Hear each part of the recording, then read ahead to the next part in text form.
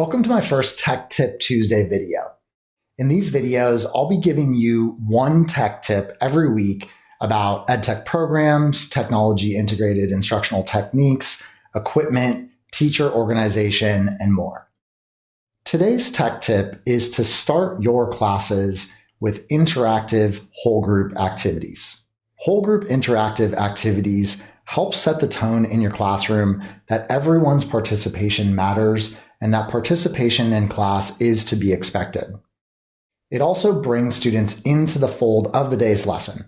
There are several useful tools that you can use for making whole group interactive activities, and I'm going to quickly show you four.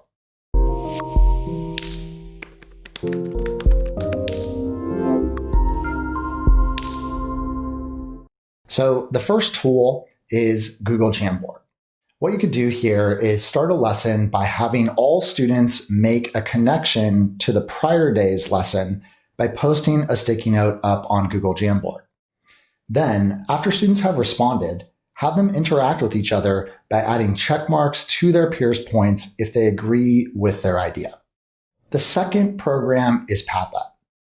Using Padlet, you could do something like have students post images that communicate how they're feeling that day.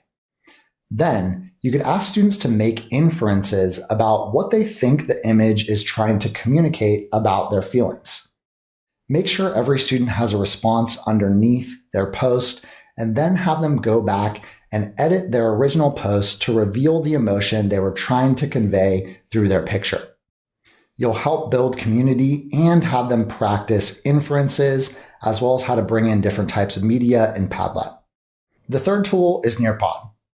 With Nearpod, you can do things like give students polls. So you could poll students about something that relates to a topic you're teaching without giving everything away, just to garner some interest. So for example, if you're about to do a lesson on different forms of government, you could poll students with a question like, do you agree with the following statement? The majority should always win. Give them the option to choose definitely, sometimes, or never, and then use the results as a jumping off place to start a discussion about the day's lesson. The fourth tool is Pear Deck. Using the Pear Deck add-on for Google Slides, you could project a quote that's relevant to the day's lesson and then ask students to make interpretations about that quote. Treat their writing as a warm-up activity and follow up by cold calling on a handful of students to share out what they wrote. So that's my tech tip for this Tuesday.